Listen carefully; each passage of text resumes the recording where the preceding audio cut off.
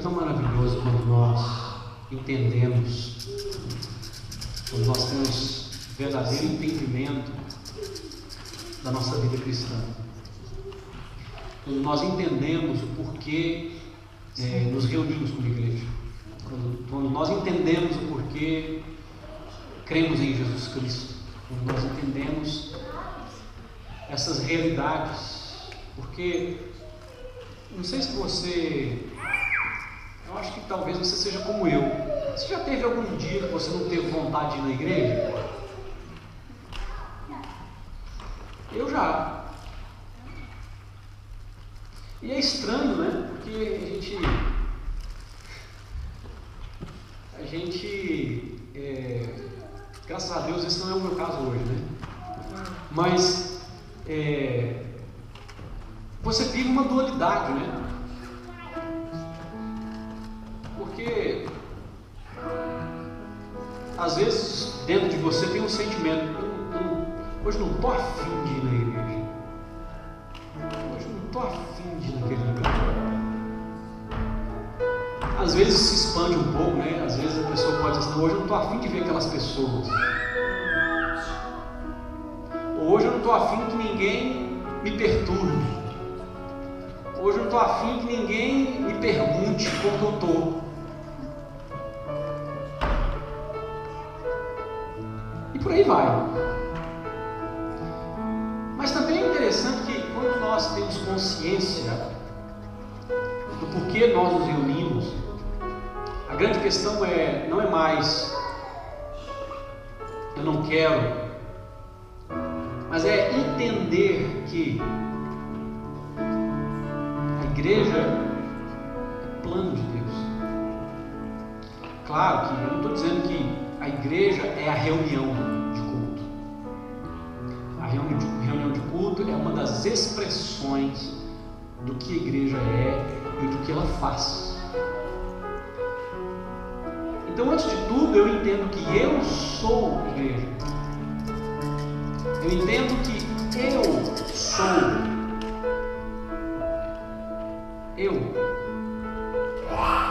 E se eu sou igreja, se eu for ou não for, eu continuo sendo igreja. A grande questão é: por que nós nos reunimos? No nosso caso, basicamente todos os sábados. Por quê? É porque é uma tradição, porque é um costume que nós herdamos?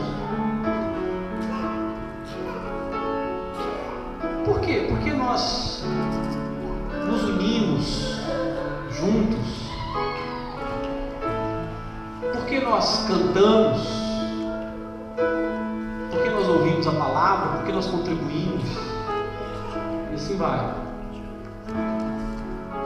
Quando eu entendo que isso faz parte do meu estilo de vida, porque eu decidi ser igreja, porque eu decidi que a minha vida ela pertence a Deus, porque eu decidi que a partir de agora a minha vida ela vai ser vivida não do meu jeito, mas do jeito de Deus. Então essas coisas começam a fazer sentido para nós. E aí não mais nós somos guiados por sentimentos. Porque mesmo no dia então que eu não estou afim de ir na igreja, eu me levanto e digo: eu vou, porque eu sou igreja.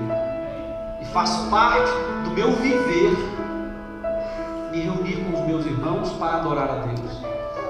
E porque o chamado de Deus na adoração também, ele não é apenas quando tudo está bem, não é? É claro que quando tudo está bem, parece que é mais fácil, não é? Mas nós somos chamados para adorar a Deus, a viver uma vida de adoração a Deus, mesmo quando as coisas não estão bem. Porque o fato das coisas não estarem bem não significa que Deus mudou. Não significa que eu não fui salvo pelo sangue de Jesus derramado na cruz. Significa sim que eu estou passando por um tempo difícil. E até mesmo por isso eu preciso muito mais da graça, da ajuda de Deus. toque de Deus, de que Deus fale comigo, de que Deus toque no meu coração, e muito mais. Por que você está aqui? Por que nós estamos aqui? Antes de tudo, porque um dia fomos alcançados por uma verdade gloriosa e poderosa de que Jesus nos ama. E ama tanto, ama tanto, ama tanto, que deu sua própria vida por mim e por você. E Ele nos tirou de situações tão diferentes na vida, né? Das drogas, da loucura, da rebelião, da sem-graceza, da falta de propósito,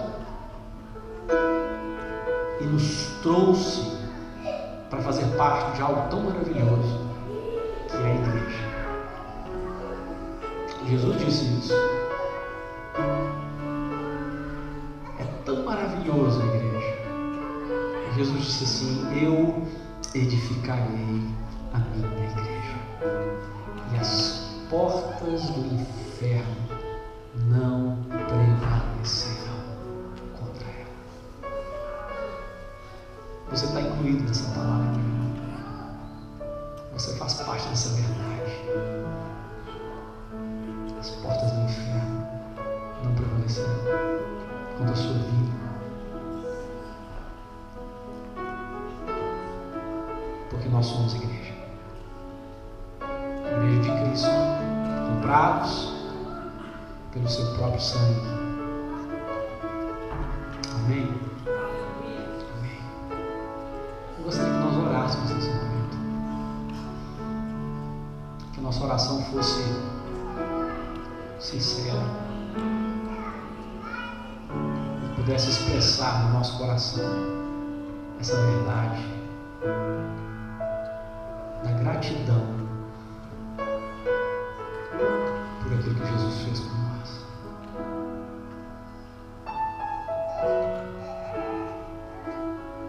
Você pode orar aí no seu lugar, agradecer a Deus.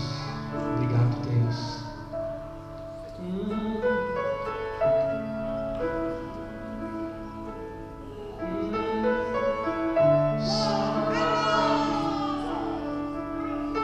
Teu sangue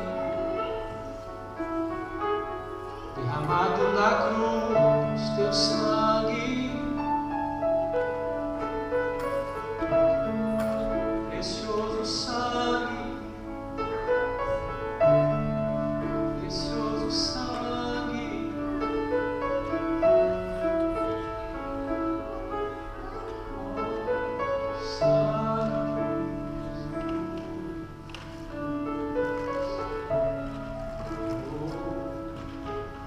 posso cantar, posso adorar,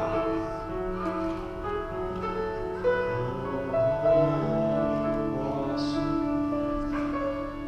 eu posso cantar, eu posso adorar, eu posso,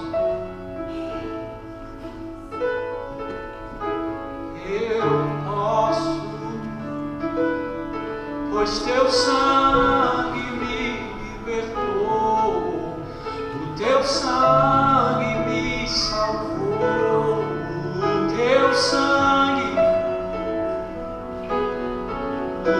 sangue na cruz me comprou, o teu sangue,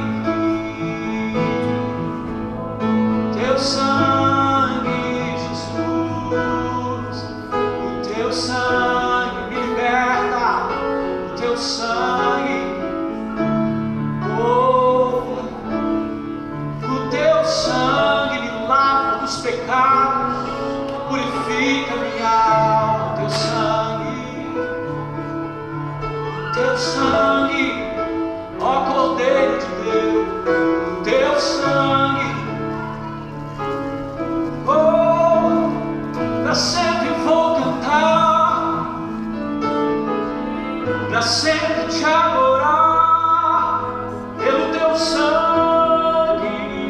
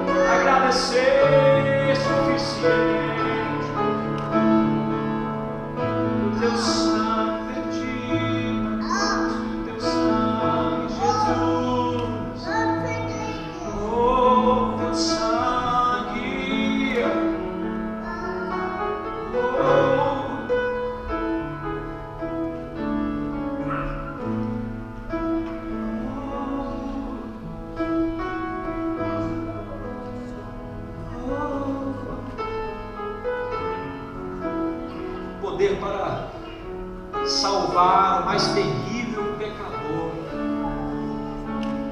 poder para salvar todo aquele que crê, poder para transformar todo aquele que se entrega. Oh, aleluia, aleluia. Oh,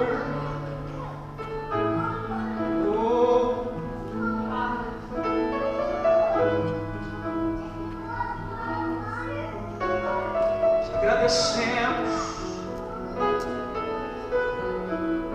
agradecemos. Oh,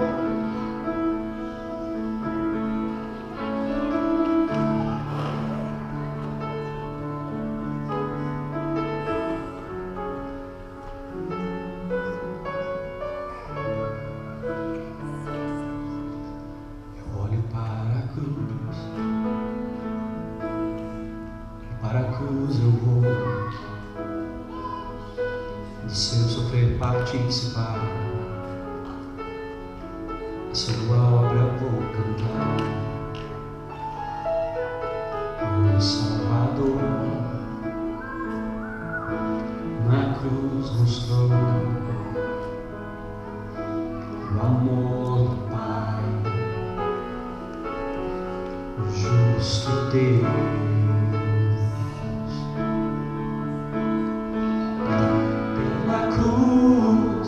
Me chamou gentilmente, me atraiu e eu, sem palavras, me aproximo, quebrantado o seu amor.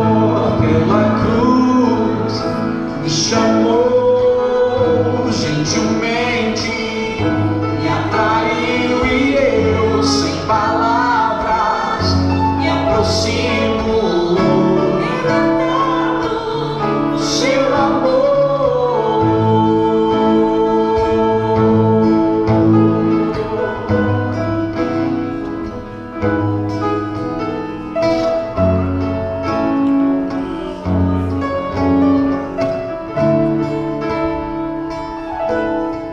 Mereci da vida, de graça recebi. Por sua cruz, a morte me livrou, trouxe minha vida. Eu estava condenado, agora pela cruz eu fui reconciliado.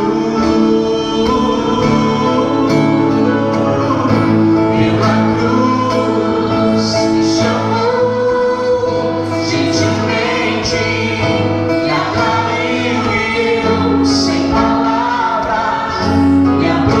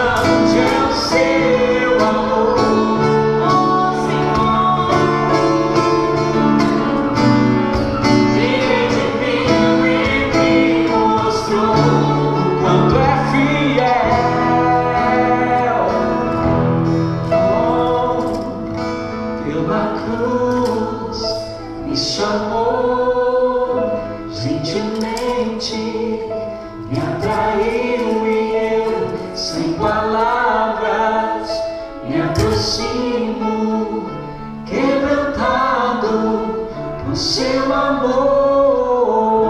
Pela cruz me chamou, gentilmente me atraiu e eu, sem palavras, me aproximo, quebrantado por seu amor.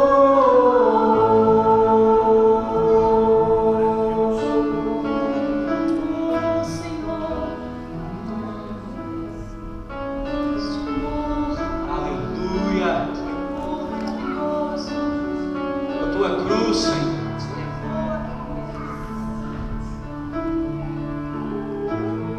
Aleluia.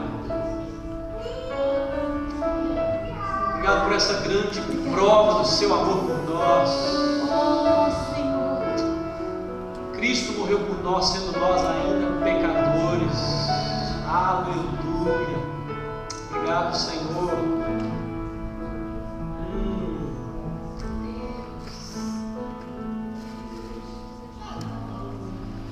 Aleluia. Assim é a nossa vida. Só há valor nela por causa da obra da cruz. Aquilo que Deus, na pessoa de Jesus, fez por nós, trouxe um valor para as nossas vidas. Aleluia.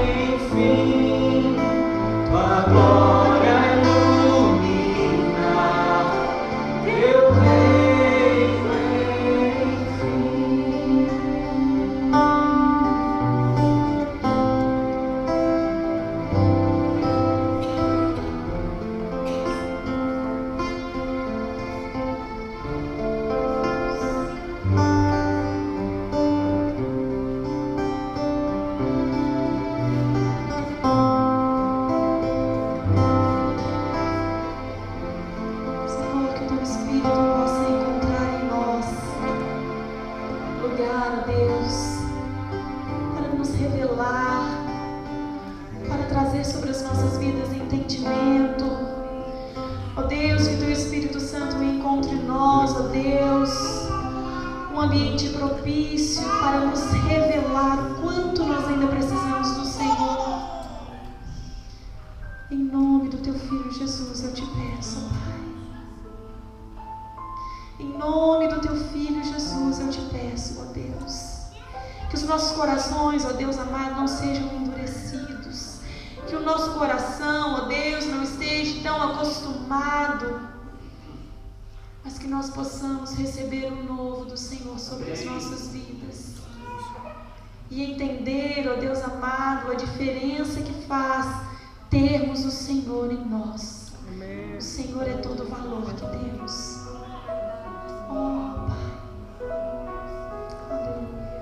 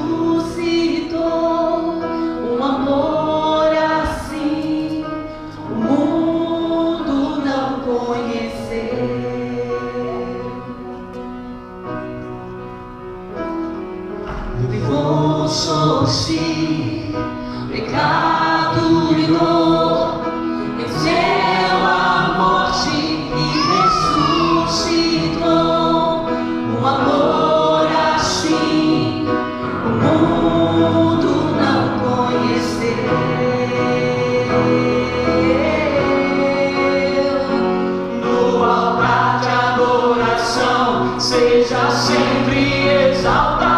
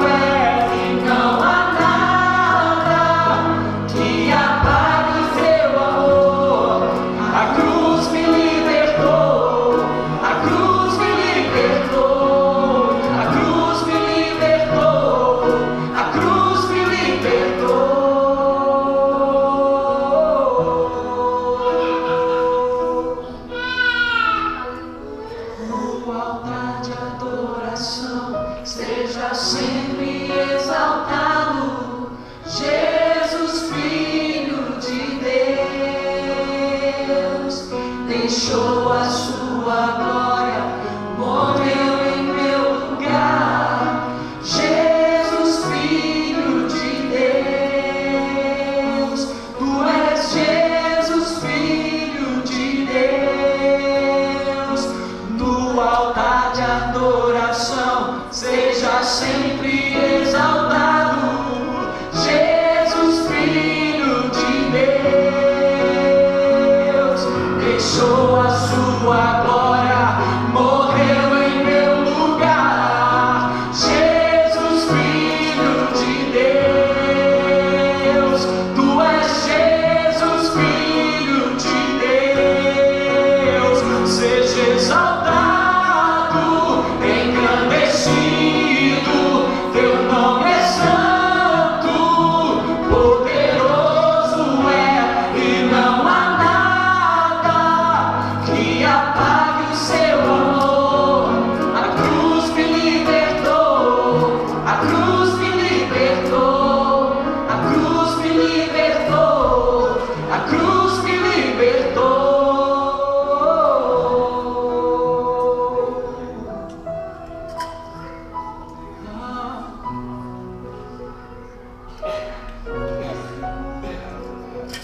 Oh,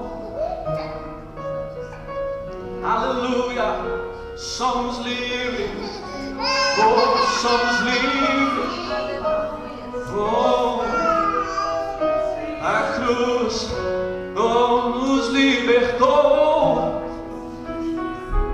oh, libertou, libertou, libertou, ah, livres somos, livres somos, para adorar a Deus, oh, livres somos, livres somos, para viver para Deus, oh, livres somos, meu irmão, livres somos para louvar, para exaltar o nosso Deus, aleluia. Então exalte, adore, proclame a sua glória, pois Ele é digno, Ele é o único digno de louvor, aleluia. Só Ele é santo, oh, aleluia. Só Tu és santo, Senhor, só Tu és digno de toda adoração, só Tu és digno, só Tu foste achado digno de abrir o livro, de desatar os seus selos, porque com o seu sangue compraste para Deus homens de toda tribo, língua, povo, nação e raça, e os constituíste para Deus, reis e sacerdotes, para oferecerem sacrifícios de louvor agradáveis ao nosso Deus, aleluia. Te exaltamos, te adoramos, te glorificamos, aleluia. Tu és santo, Deus, Tu és santo, nós somos livres para adorar, aleluia, aleluia. Oh, santo, santo é o teu nome, oh, glória ao teu nome, oh, glória ao teu nome, Senhor, aleluia. Oh, santo Deus, te adoramos, Senhor, te adoramos. Como é maravilhoso o seu gosto da liberdade em Cristo Jesus. Como é maravilhoso o gosto do perdão, da paz. Obrigado, Senhor. Obrigado, Senhor, por Cristo Jesus, nosso Salvador. Amém. E amém, Senhor. Amém. Pode se sentar, meu querido.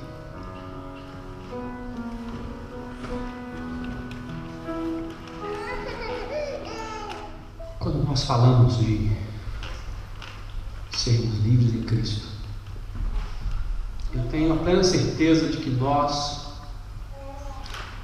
apesar da revelação que recebemos do nosso espírito, e de sentirmos de fato liberdade, eu creio que nós ainda precisamos descobrir mais sobre o que significa sermos livres em Cristo. Mesmo, de todo o meu coração, Eu sinto isso. A nossa vida pessoal, o que significa ser livre em Cristo?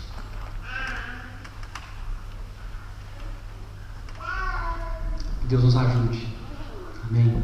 Que Deus nos ajude dia após dia, culto após culto, experiência pessoal após experiência pessoal, a descobrir,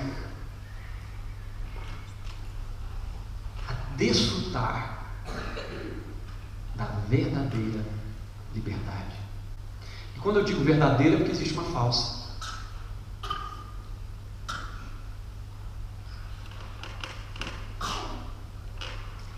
Que o Senhor nos ajude. Amém? A viver a verdadeira liberdade dos filhos de Deus. Amém.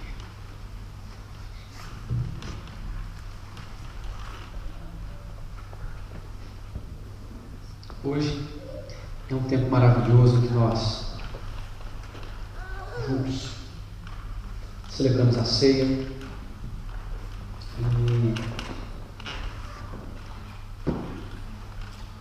nos meus mais de 20 e tantos anos de conversão,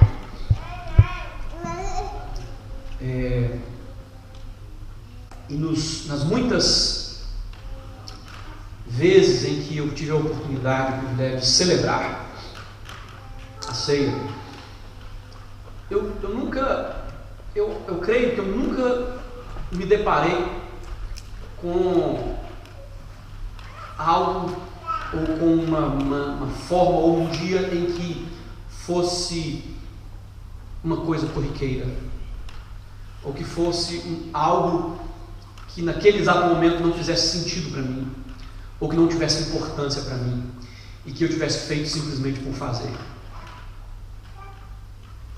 Porque apesar de ser um ritual tão simples, apesar de ser um símbolo tão simples, é ao mesmo tempo tão profundo, é ao mesmo tempo tão poderoso, e é ao mesmo tempo tão real. Porque a ceia, ela é um resumo da nossa vida.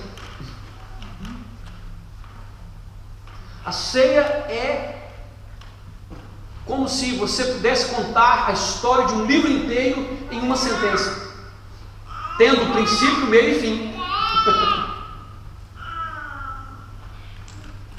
Pois, para mim, na minha visão do que significa a ceia do Senhor, eu vejo dessa forma. É um resumo da minha própria vida.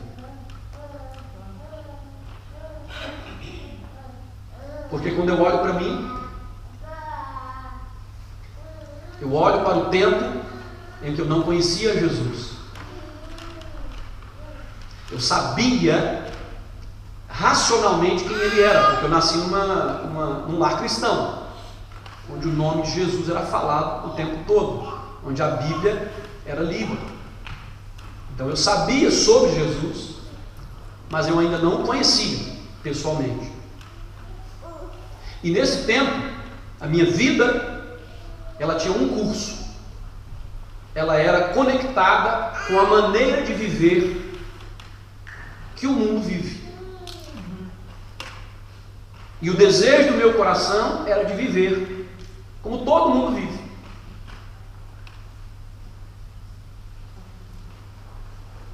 Só que essa maneira de viver não era uma maneira que me trazia satisfação e felicidade, e paz interior, e propósito para viver. E por isso eu andava atrás de tudo quanto é tipo de coisa.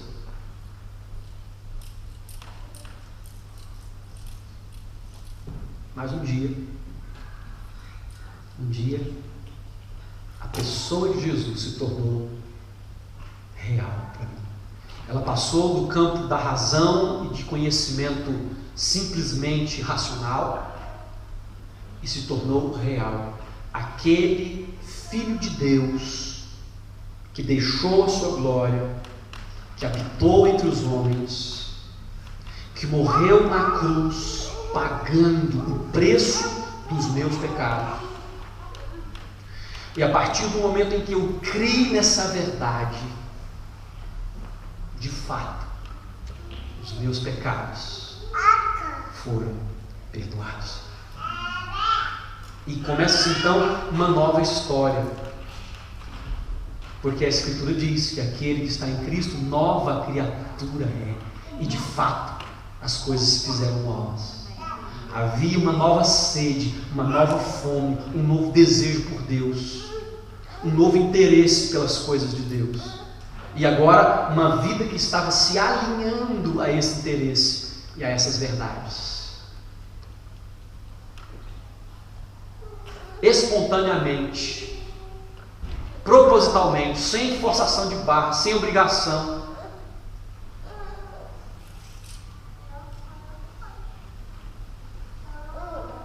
E hoje, mais de 20 anos depois, na verdade, completando quase 30 anos,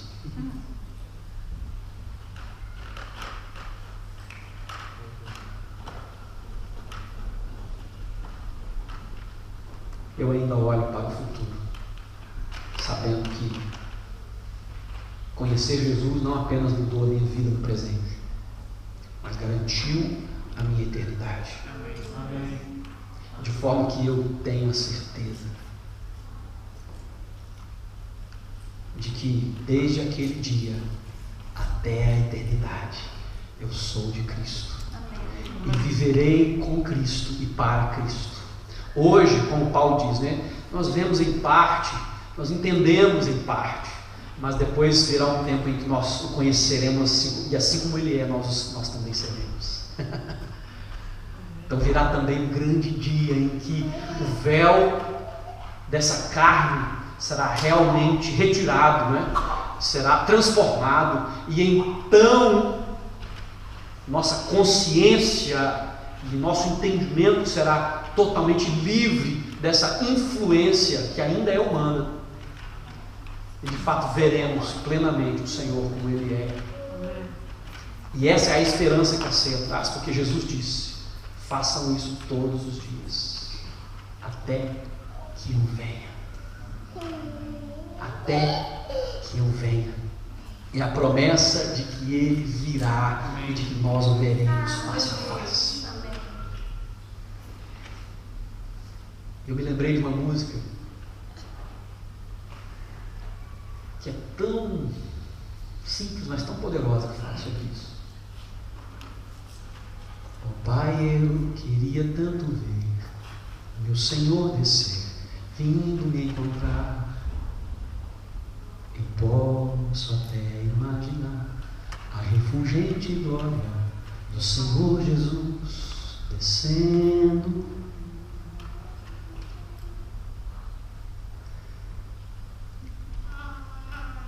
É a música expressando a esperança do crente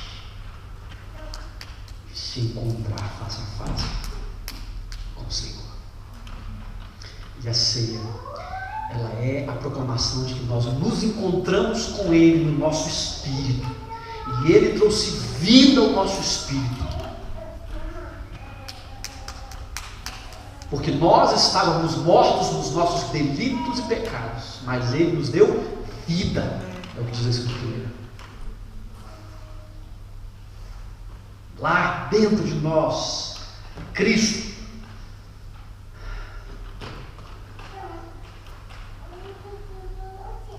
Mas ao participarmos da ceia, não apenas essa parte de nós, que é o Espírito, vibra com a presença de Deus ali, com a verdade da salvação, mas também o nosso corpo geme e espera a redenção que nos está prometida. No dia em que face a face nos encontrarmos com Ele, nós receberemos um corpo de glória. E então a obra da redenção estará fechada, completa, porque a redenção de Deus em Cristo Jesus não é apenas para o espírito, mas é também para a nossa alma e para o nosso corpo. E esse dia virá, e nós nos alegraremos profundamente, gloriosamente nesse dia. Amém? Amém. Aleluia. Então, queridos, ao participarmos desse momento da ceia, vamos participar entendendo isso, que a nossa história, a sua história está contida aqui. O princípio, o meio e o fim. Fim em termos de finalidade, porque fim dele não vai ter, né? Né? Graças a Deus por isso. Graças a Deus por isso. Quando Jesus estava reunido com os seus discípulos, eles não estavam em um lugar público. Eles não estavam em um lugar que era aberto para convidados. Apenas os 12 e Jesus estavam presentes naquele cenáculo, naquele terraço. A ceia, naquele contexto, era algo restrito aos discípulos de Jesus. E há igrejas, por exemplo, que elas instituem o dia da ceia. Não existe nada, não estou falando isso para dizer que existe certo e errado, não. Mas cada uma acaba escolhendo uma forma de lidar com isso. E algumas igrejas, então, têm um dia que só quem é membro daquela igreja pode vir e participar da ceia.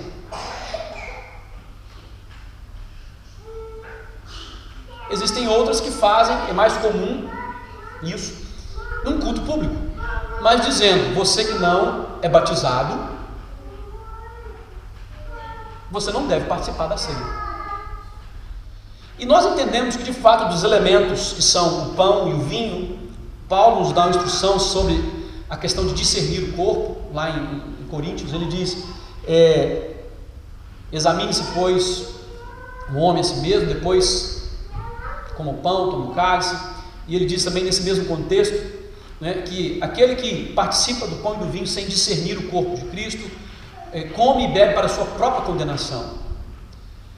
Então nós entendemos que uma pessoa que não conhece esse discernir aqui é saber fazer separação entre uma coisa e outra, é ter entendimento, né? Então a pessoa que não entende o que é o corpo de Cristo, ela então não deve comer e beber. Falando então para aqueles que não são discípulos de Jesus, essa é a instrução. Porém nós entendemos que o nosso Deus, ele é um Deus que chama os pecadores ao arrependimento, e ele chama as pessoas que não são discípulos de Jesus a se tornarem discípulos de Jesus. E a uva para nós é uma forma de dizer isso, dizer: você que está aqui, que ainda não é batizado nas águas, que ainda não confessou publicamente que é um discípulo de Jesus, participe conosco da uva, dizendo o seguinte, ou entendendo o seguinte: a uva, um dia, ela pode se tornar vinho.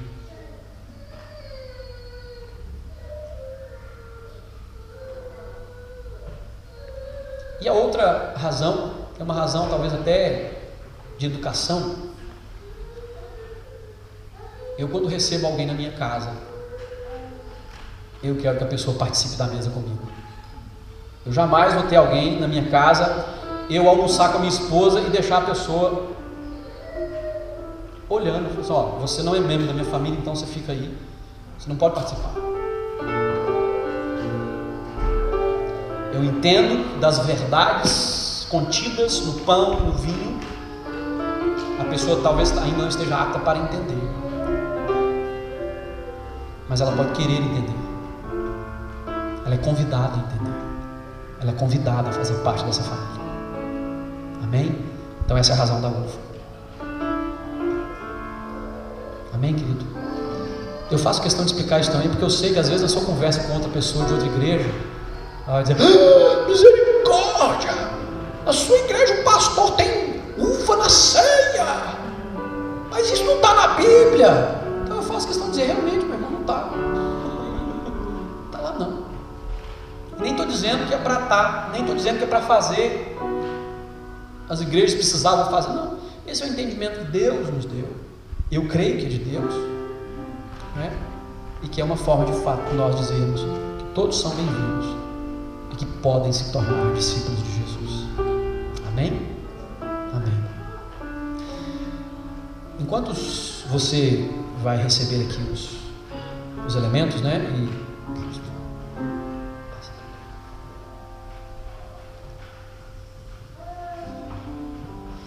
Eu gostaria que vocês viessem, né? Vocês viessem, pegassem os elementos, voltassem para o seu lugar e esperassem para que todos possamos participar juntos.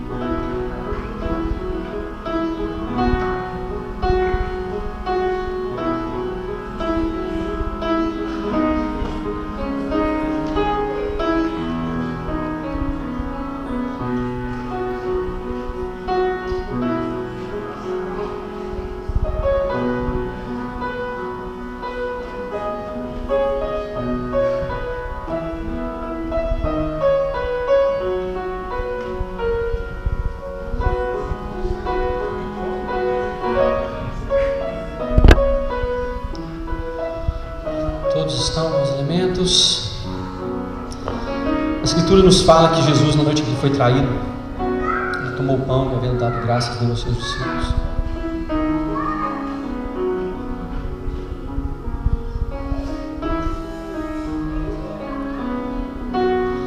Ele disse: este é o meu corpo partido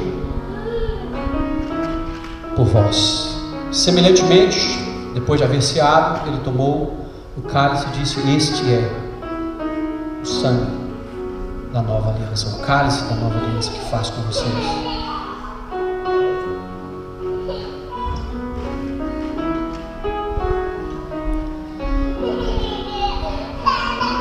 Eu quero ressaltar uma coisa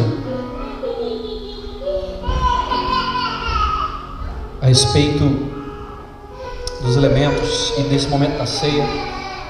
Algumas pessoas, por não estar às vezes vivendo uma vida que considerada correta de forma cristã, no momento da ceia, elas costumam recusar a ceia por causa das palavras de Paulo. Examine-se, pois, o homem, aquele que come e bebe sem discernir o corpo de Cristo, come e bebe a sua condenação. E eles acham que o não comer então da ceia por estar em pecado vai livrá-los ou vai libertá-los de uma condenação maior. Quando na verdade o que Paulo está dizendo é: examine-se, pois, o homem a si mesmo, e depois coma e beba. Ele não está dizendo que nós devemos deixar de fazer. O que ele está dizendo é que nós devemos fazer com entendimento, e que nós devemos fazer com uma intenção de mudança. O examinar-se a si mesmo é entender que, de fato, nossa vida foi chamada por Jesus para ser uma vida reta. E se não está sendo, então nós devemos corrigir. E a ceia é um tempo de nós nos lembrarmos que o nosso Deus tem todo o poder, e Ele deseja que nós vivamos uma vida conforme a vontade dEle, para a glória dEle. Que lembrança boa. Amém.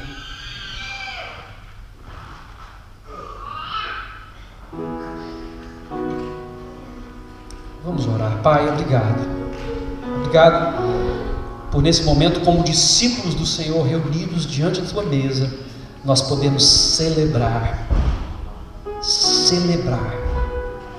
a tua morte e a tua ressurreição, e celebrar a nova vida que temos em Cristo. Obrigado, Senhor. É com essa certeza, com esse entendimento, que hoje nós comemos o pão e tomamos o cálice para a glória do teu nome. Amém e amém, Senhor. Amém. Coma o pão e beba o cálice.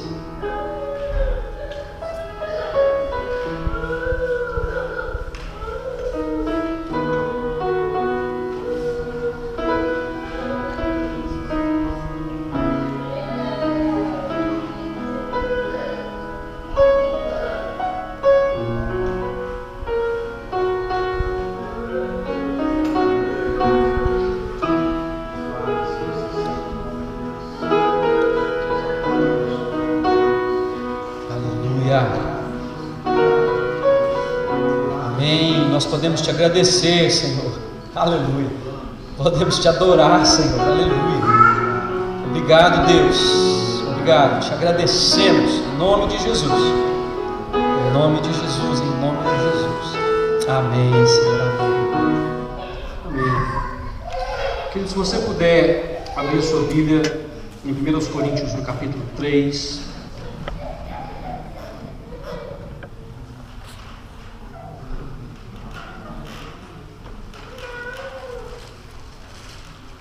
Os Coríntios, no capítulo 3.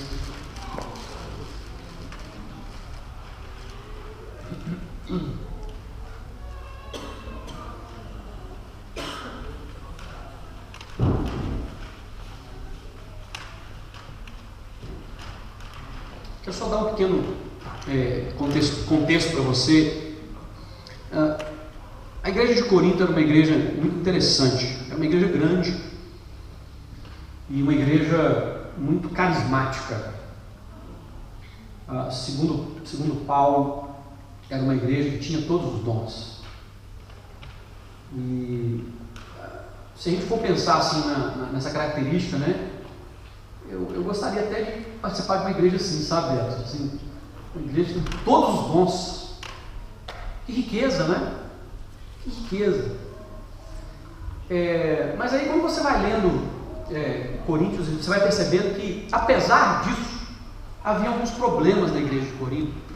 E Paulo, ele começa então a resolver, ele começa a dar instrução e às vezes até a ser mesmo firme com alguns posicionamentos da igreja ali. E um dos problemas, ele dizia o seguinte, que a igreja, ela estava dividida.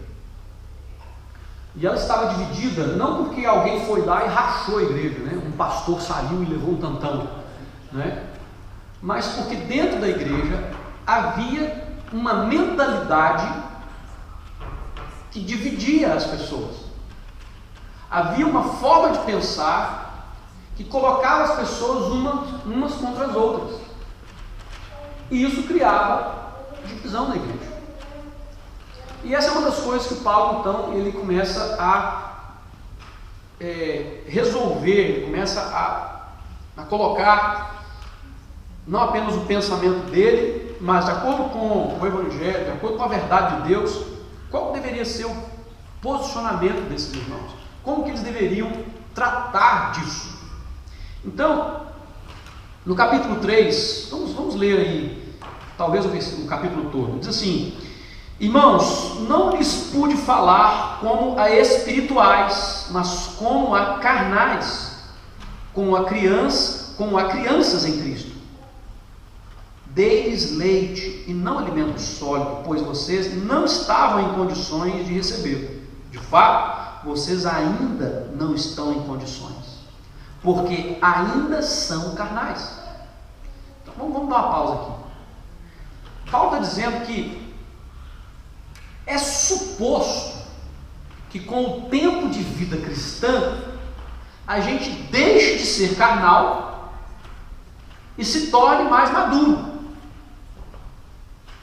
Essa seria a progressão natural, assim como um reflexo da vida, né? Quando nós nascemos, somos crianças, precisamos ser cuidados, né? Tomamos leitinho, mas aí os nossos pais vão introduzindo, né? Alimento mais sólido, né? Tem a papinha, depois da papinha vem um bago de feijão com arroz misturado, né? E aí vai, né? E aí a coisa vai engrossando, até chegar ao ponto de poder comer feijoada, né? Eita!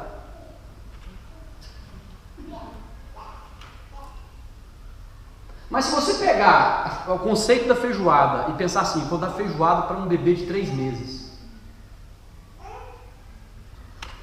todo mundo vai fazer, você é louco, isso não se faz. Por quê? Porque o organismo não está preparado. Existe um tempo de maturação, de amadurecimento do próprio organismo para receber tal alimento. Então Paulo faz uma analogia da questão alimentar sobre a progressão da maturidade, que nós deveríamos, com o tempo e com o próprio alimento que recebemos da palavra, amadurecer ao ponto de não sermos mais carnais. Mas ele fala que a igreja de Corinto ainda era carnal. Ele estava tendo que lidar com coisas de uma igreja carnal. E ele continua: por quê? Visto que há inveja e divisão entre vocês, não estão sendo carnais e agindo como mundanos? Pois quando alguém diz: eu sou de Paulo, e outro: eu sou de Apolo, não estão sendo mundanos?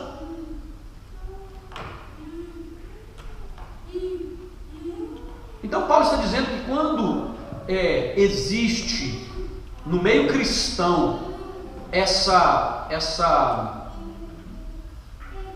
não é apenas uma questão de preferência de pregador, não é? Porque existe uma questão de identificação. Eu, por exemplo, tenho pregadores que eu amo ouvir, tem outros que eu não aguento nem chegar perto. Não é nem por questão de conteúdo, às vezes, até por uma questão de estilo. Por exemplo, eu tenho dificuldade de ouvir pregador que grita muito, mas eu respeito, se é o estilo dele pregar, e tem gente que gosta, grita junto, amém, eu respeito, e entendo que cada um é edificado de acordo com aquilo que se identifica com. Eu não. Outro dia eu vi um recadinho desses de Facebook ou de WhatsApp, vira tudo uma mistura só, né? O cara dizendo assim: pastor, entenda uma coisa, ninguém gosta desse negócio de dizer, diga para o outro irmão isso. Eu ri demais. Né? Então tem umas coisas que te perturbam, né? E é uma questão de identificação. Não estou nem falando, volto a dizer, não é nem uma questão de conteúdo. Se é uma questão de conteúdo, se o cara grita ou não grita, aí que você não deve ouvir mesmo, independentemente se você identifica ou não. Se não existe verdade, se não existe coerência, se não existe, né, equilíbrio na escritura, então não ouça. Agora, Paulo não está falando simplesmente de uma questão de preferência de pregação, de uma preferência ou de identificação com relação a um líder.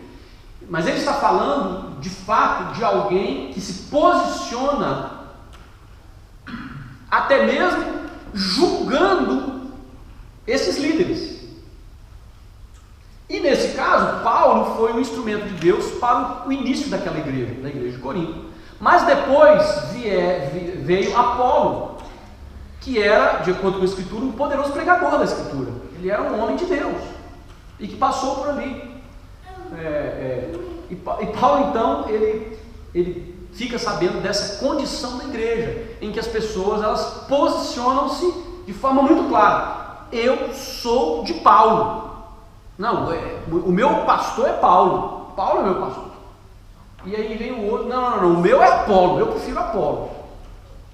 E eu imagino, né, na coisa da carnalidade, a coisa pegava fogo, né?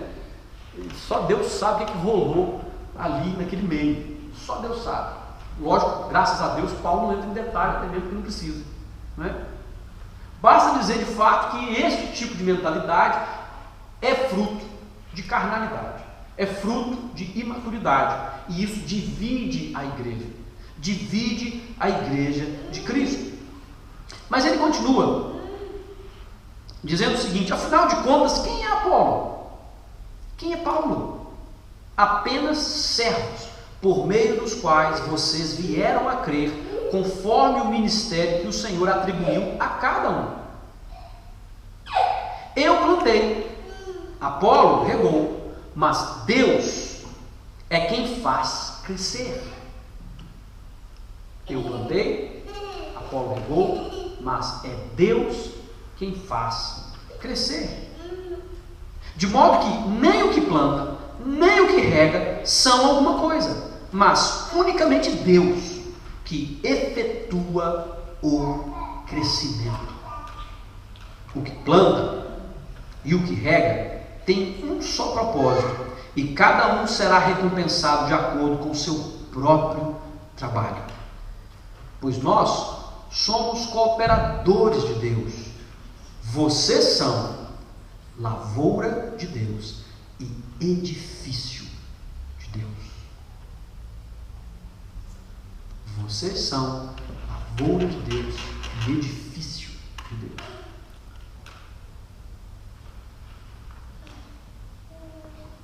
Não é que Deus fica olhando para você e pensa, como é difícil, né?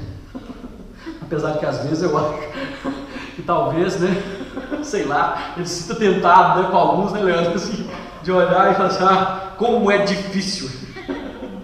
Mas não é nesse sentido não, né? É edifício de construção.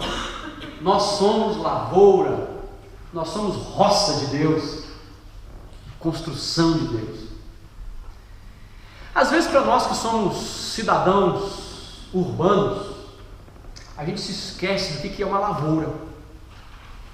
A gente entende edifício, mas eu acho que quem trabalha na construção civil tem uma ideia até muito mais profunda e equilibrada do que realmente significa ser um edifício.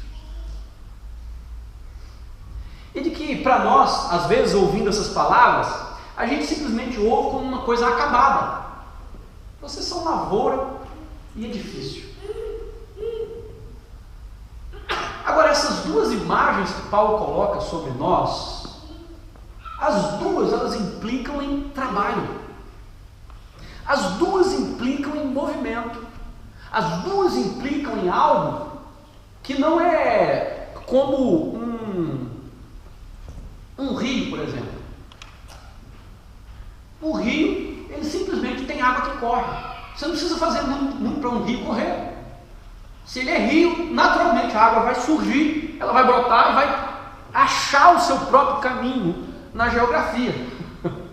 Não é? Já essas duas imagens, não. Ele está falando de algo que é elaborado, de algo que é criado, de algo que é feito.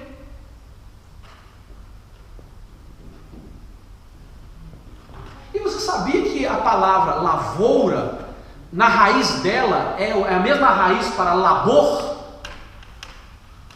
que é a mesma, ou é sinônimo de trabalho?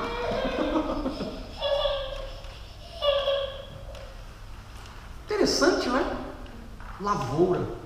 Eu já morei no interior e para você manter uma lavoura dá muito trabalho. Né? Seu pai que diga, né? Quanto a você, eu não sei, né? Seu pai que diga. É muito trabalho. Mas é interessante isso, né? É interessante olhar para si mesmo como lavoura. Olhar para si mesmo como um edifício. Tomando a questão da construção, também nós percebemos, né, o tanto de trabalho envolvido. Alguém, quando vai construir uma casa, todo o preparativo, tudo aquilo que precisa ser preparado para que a construção aconteça. Antes do telhado chegar, tem muita coisa para acontecer. Antes das pessoas poderem entrar e morar, antes das pessoas poderem se abrigar, antes de alguém poder dizer, nossa, que casa bonita. Tem muito trabalho envolvido, tem muita coisa para ser feita. E aí, queridos, é que entra o nosso entendimento sobre a nossa própria vida cristã. Não sei quanto a você, mas às vezes eu fico meio ansioso com certas coisas que eu gostaria de estar vivendo e não estou. Às vezes, quando eu olho para aquilo que seria o ideal, né, você se debate com aquilo que é real. E isso pode criar uma frustração muito grande na nossa vida como cristãos, porque, né, tem alguns que gostam, que por causa disso, né, por causa dessa situação toda, gostam muito de ouvir a pregação chicote, né? É aquela pregação onde o pregador só chicoteia, né? Porque irmão, toma vergonha na cara, irmão, levanta, seu preguiçoso, vai orar, irmão, né? E tem gente que só vai com esse tipo de pregação, ele precisa, né, de ser chicoteado uma vez por semana para poder manter a coisa indo, pelo menos a sensação de que alguma coisa está acontecendo. Né? Já outros gostam do sermão do divã, né? O sermão do divã é o sermão da autoajuda, né? É aquele sermão que vai, né, de certa forma, levar você a uma descoberta interior de quem você é para lidar com suas emoções e, né, e assim conseguir de alguma forma chegar, talvez, quem sabe, a um futuro que Deus tem preparado para você. E muitas dessas pessoas, na verdade, elas estão procurando massagem no ego, né? Porque às vezes se sentem inferiores, elas se sentem fracassadas, porque de fato não vivem uma vida que agrada a Deus, e sabem disso. Aí elas procuram alguém que fala assim, irmão, pega leve, né? Não é bem assim. E passa um chocolatinho na sua boca, né? E você sai de lá assim, e diga para você, olha, chega na frente do espelho e diga para você mesmo, você é um vencedor. Chega na frente do espelho e diga, eu sou um vencedor, né? E aí você vai comendo esse tipo de coisa, né? E acredita nisso, chega no espelho e fala assim, eu sou um vencedor. Né? Aí no outro dia você está assim, se sentindo péssimo, assim, eu estou achando que não está funcionando não. Isso é sempre pior ainda, né? Porque nem a terapia do espelho está funcionando com você. Né? Essa história, diga pro seu irmão, né? Aí você, eu sou cabeça, não sou cauda, né? Mas continua apanhando, né? E tal. Bom, a gente se esquece, na verdade, que somos lavoura e que somos edifício de Deus. E existe uma coisa interessante sobre Deus que Jesus expressa de uma forma tão maravilhosa. Ele diz assim: o meu Pai trabalha até agora e eu trabalho também. O que ele quer dizer com isso?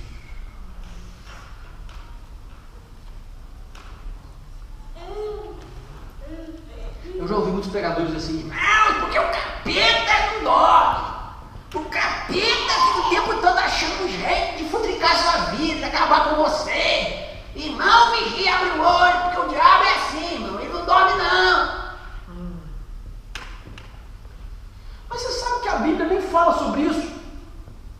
sobre o fato do diabo dormir ou não dormir, descansar ou não descansar, mas sobre Deus, a Bíblia fala. Existe um texto da Escritura que diz assim: nunca se viu, nem olhos contemplaram, Deus que trabalha para aqueles que nele esperam. Esse é o nosso Deus. Amém. Então, nós somos lavoura de Deus, e somos lavoura de Deus. Deus trabalha, Deus lavora. Ele trabalha nas nossas vidas. Ele trabalha. É claro que mais na vida de uns que na vida de outros. Isso depende muito da terra, gente. Lavoura depende da terra. Não adianta você virar para Deus e falar assim: Senhor, por que aquele outro lá, olha só, converteu aí, tem pouco tempinho, olha só, a bênção que já é, e eu estou aqui, ó. Olha para a terra, olha para a condição do coração que você oferece para Deus, olha da dureza, porque é assim. E é claro, gente, tem gente que fala assim: não sei por que eu estou sofrendo tanto. O irmão não sofre não, acho que vida boa que o irmão tem, eu sofro. Você sabe por quê, meu irmão? É porque Deus sabe qual é o instrumento que Ele usa para arar a terra. Se a terra é fofinha, não precisa muita coisa. Pega uma enxadazinha bem levinha, bem baixinha, dá uma, como diz o menino, dá uma cavucada aqui, dá uma arrumada ali e já está pronto. Mas se a terra é dura, meu filho, tem que ser um arado mesmo, aquele né? A ponta enorme assim, de aço, de ferro lá no chão, e precisa de um boi para puxar,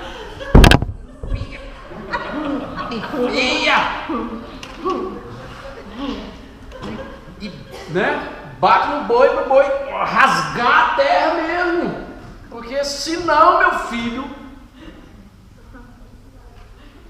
não vai.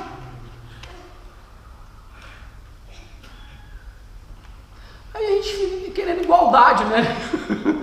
Deus sabe como trabalha na vida de cada um de nós, queridos. Deus sabe o tipo de lavoura, o tipo de terra que nós estamos oferecendo para Deus.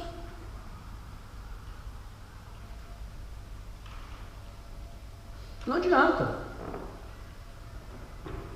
Então, ao invés de ficar olhando, né, para a vida do outro, é por isso que Pedro, né, levou aquela de Jesus lá, depois da ressurreição, e está andando com Jesus. E começa a falar algumas coisas legais para ele, né? Pedro, tu me amas, apacenta as minhas ovelhas. E ele já ficou logo, Aí passa perto de João, porque Jesus já tinha revelado algumas coisas sobre ele mesmo, sobre Pedro, né? Ele ficou assim: uau, né? Imagina o impacto daquilo, né? Jesus ressurreto, gente, conversando com você, fala assim: apacenta as minhas ovelhas, cuida das minhas ovelhas, você é o líder. E ainda dá uma profecia: houve um tempo em que você ia onde você queria, né? Mas vai chegar um tempo em que te tomarão pela mão e te levarão a um lugar que você não quer. E isso dizia ele a respeito da morte de Pedro, como que seria. Mas anyway, é Jesus revelando alguma coisa para ele. Aí passa perto de João, perto assim, dá para eles verem João, né? Aí Pedrão vai lá e fala assim: mestre, o que será deste?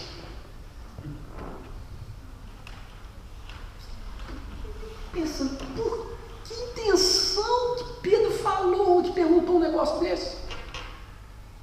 É porque ele tinha mesmo lá uma coisa assim, sabe? O João reclinava no peito de Jesus e tal. Será que tinha alguma coisa? Não sei, depois você pergunta para Pedro, né? Mas o certo é que ele perguntou para Jesus: o que será deste?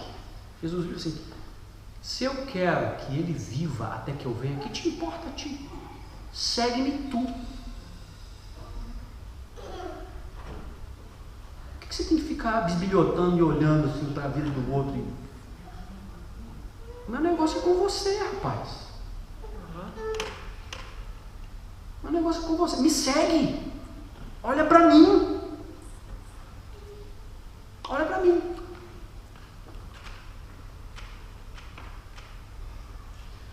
Como nós precisamos entender características. E Paulo, no contexto seguinte aqui, que ele vai falando, ele usa o termo lavoura e edifício. A parte da lavoura ele não explora, mas ele fala sobre edifício.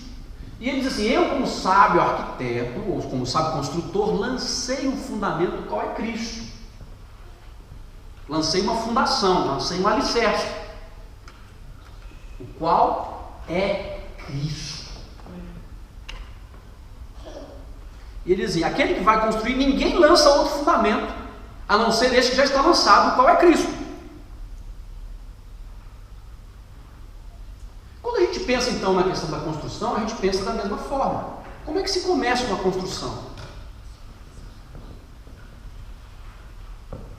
Às vezes, você passa na frente de um lugar assim, né, e vê aquelas placas, né, enormes, tampando, né, o lugar. Você sabe que tem uma construção ali, mas você não consegue ver nada. Você não enxerga, não tem nada. E às vezes você passa ali semanas e continua não vendo nada. Nada passa da linha do horizonte. Mas isso não significa que não tenha trabalho sendo executado, que não existe nada sendo feito. E aí, queridos, é uma reflexão que nós precisamos entender na nossa vida também. Existem muitas épocas na nossa vida em que você olha e parece que Deus não está trabalhando, não é isso?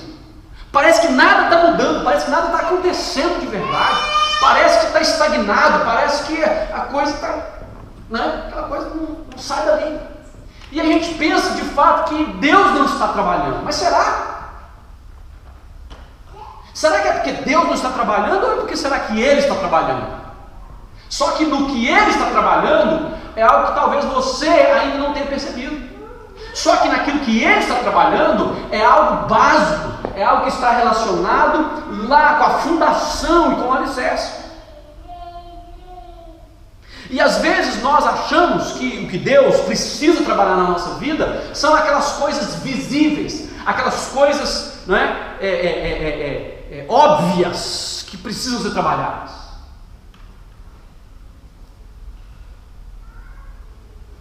Quando na verdade Deus está trabalhando no nosso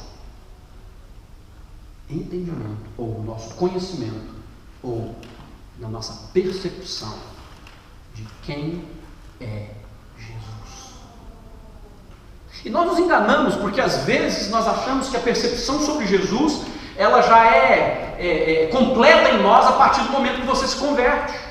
Ou porque talvez viemos, assim como eu, de um histórico de família evangélica, e aí é como se você já tivesse ouvido tudo a respeito de Jesus, como se você já tivesse esgotado o conceito de Jesus como Salvador, como Rei, como Senhor, e tal.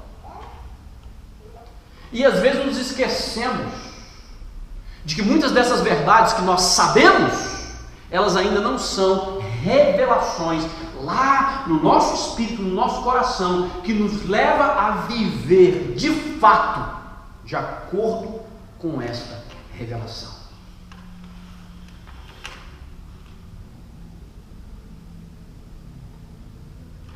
E aí você tem um problema com seu marido. E aí você já falou com o marido, você já brigou com o marido, você já pirraçou com o marido, você já fez greve com o marido, você já ameaçou o marido, você já fez de tudo, mas não resolve. Aí, ao longo dessa história toda, você ora. E aí você fala assim: Senhor, transforma o meu marido. Senhor, põe alguma coisa na cabeça dele. Senhor. E aí você vai. Deus, muda essa situação. Senhor, muda a vida desse homem, Senhor. Já não aguento mais. Aí começa.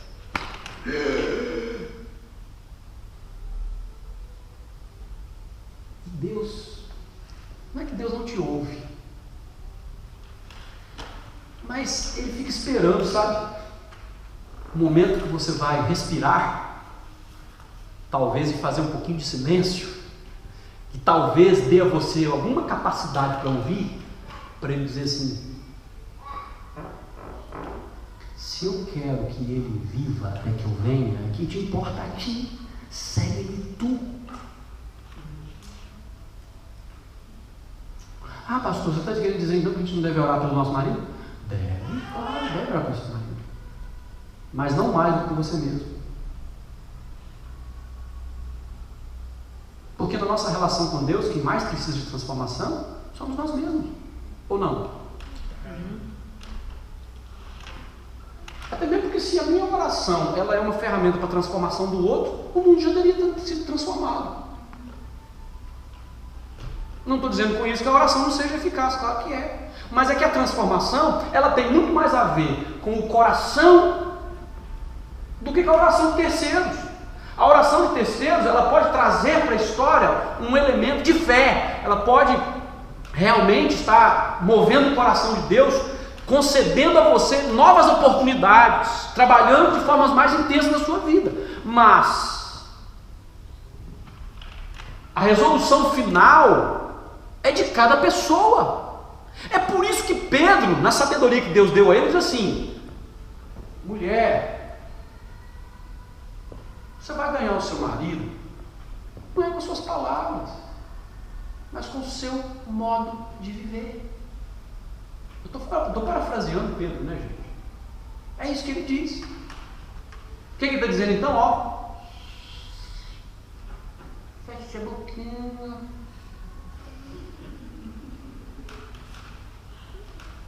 Seja transformada, tenha um relacionamento profundo com Deus, seja impactada pela glória, pela presença de Deus, e haja com seu marido como verdadeira cristã que você é, no amor de Deus, na graça de Deus, no respeito que Deus dá, na mansidão que o Espírito traz. E aí, sai da frente, porque se ele não mudar, minha filha, Deus vai vir rebentando. Eu não estou falando com isso que Deus vai pesar não sobre o marido, porque a esposa está boazinha, ele está malzinho, pá! Também não é isso que eu estou dizendo. O que eu estou dizendo é que quando você cumpre a sua parte,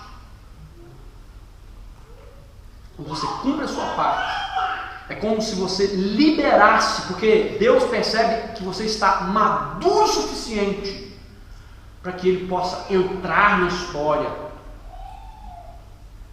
E aí entra uma boa reflexão para você, que é a seguinte: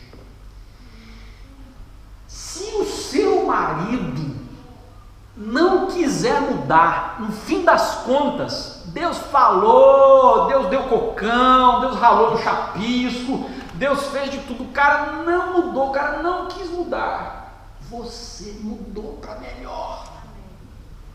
Você se tornou uma pessoa mais íntima de Deus, você se tornou uma pessoa que ouve mais a Deus, mais cristã, mais genuína, mais verdadeira. Pelo menos o traste serviu para isso.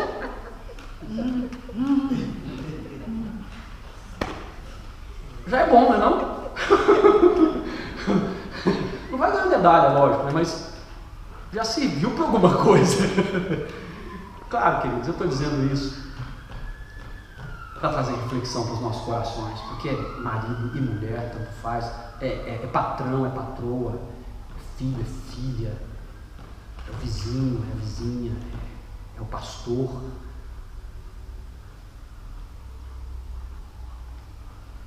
Nós somos lavoura, somos edifício de Deus.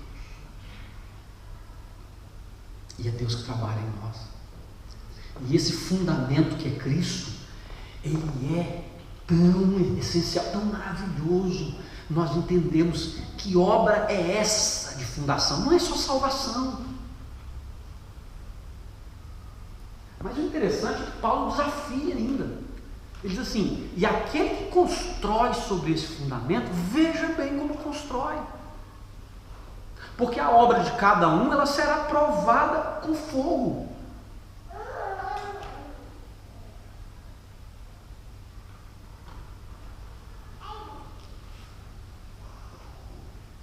E ele diz, se você constrói com ouro, prata e pedras preciosas, ou com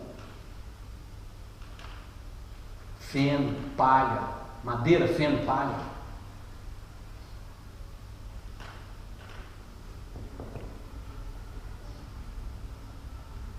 como nós precisamos, queridos, entender, e como nós precisamos dispor o nosso coração nessa verdade. Eu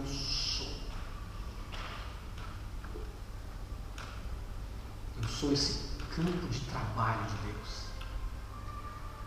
Eu sou esse lugar onde Deus coloca a mão para trabalhar. Eu sou esse edifício que Deus vai colocando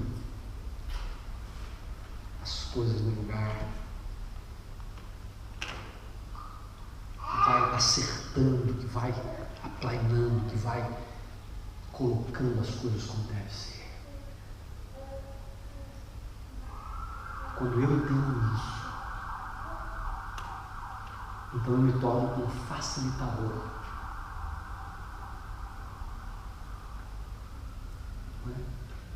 Quando Deus chega então na lavoura, ela já está cavucada, né, Cátia? Já está fofinha, está só preparando, vai lá, Senhor, para plantar. Ei, trem bom, Senhor, vai lá.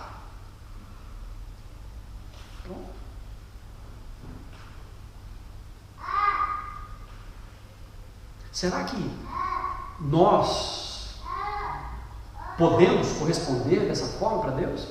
Será que nós podemos, no nosso dia a dia, facilitar isso para Deus? Ou de fato é necessário toda essa luta? Volto a dizer, é necessário só se nós resistirmos. É quando nós resistimos, é quando nós pirraçamos, é quando nós não entendemos. É que Deus então tem que entrar com as suas ferramentas, né, as suas medidas. Porque afinal de contas somos lavoura dele e ele quer de fato que essa lavoura produza. Ela seja uma lavoura bem cuidada, ela seja um lugar que expressa o cuidado de Deus. Tão maravilhoso quando você passa em um lugar e vê que aquele lugar é bem cuidado. Você tem aquela visão assim das plantas todas ordenadas, tudo, né, regado, todo florido, tudo funcionando, né, como convém. O que é totalmente diferente quando você vai em um quintal abandonado.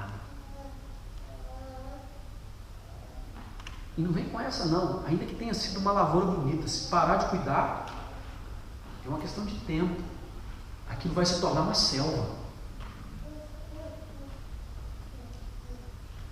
Assim somos nós. Se não permitirmos o trabalho de Deus, se nos opormos ao trabalho de Deus, se resistirmos ao que Deus quer fazer,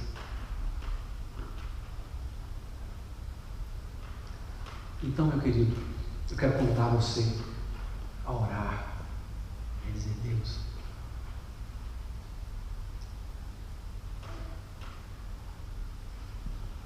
o que o Senhor está trabalhando na minha vida? O que o Senhor está fazendo na minha vida? Se você está, por alguma razão, sofrendo por algum motivo, busca de Deus isso. Deus, o que o Senhor quer trazer para a minha vida com isso? O que o Senhor quer me ensinar com isso? Fala comigo, me mostra, me leva, me conduz.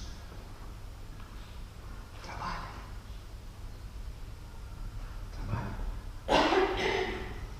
Olha, meu querido, é tão maravilhoso quando você percebe isso. Quando você percebe que há um movimento de Deus na sua vida. Que há um movimento de Deus. Mesmo quando está sendo difícil. Está difícil, mas você sabe que Deus está criando algo novo. Deus está finalmente, né, desentortando aquilo que está torto. É maravilhoso. glorioso, é poderoso.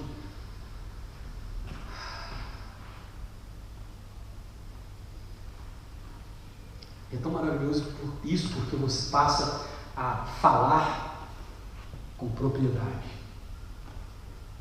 Você passa a falar com autoridade.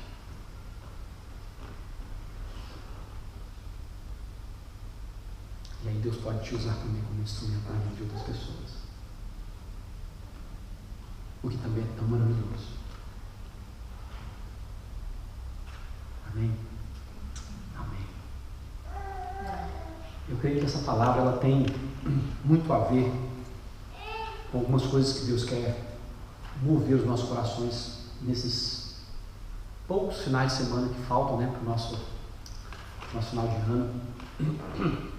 É inevitável, é sempre uma época em que nós meditamos, em que nós refletimos a nossa vida, os nossos valores, o que temos vivido que deve continuar daquela maneira, o que precisa ser mudado, né? E de fato eu quero convidar você a essa reflexão, né? Que daqui até o final do ano nós possamos de fato refletir e dizer: Deus, onde o Senhor está nos levando? Né? O que o Senhor espera de nós? O que o Senhor quer de nós? Eu me entrego, eu quero, Senhor, eu me dou. Faça, move. Vamos ver, vamos viver o que o Senhor tem. Vamos nos levantar, vamos sair da inércia, vamos ver o Senhor agir. Quando eu falo isso, eu não estou nem falando de, sabe, não falo de movimento institucional de igreja, não. Eu estou falando de vida na vida, de vida no Espírito, estou falando de, sabe, verdadeira comunhão, estou falando de vida transformada, de casamentos abençoados, de filhos transformados, estou falando isso, de gente sendo alcançada, evangelizada, salva por Jesus. Amém? É disso que eu estou falando. Desse Deus que é vivo, desse Deus que se revela, desse Deus que se manifesta em nós e através de nós. Em nome de Jesus. Vamos ficar de pé e vamos orar.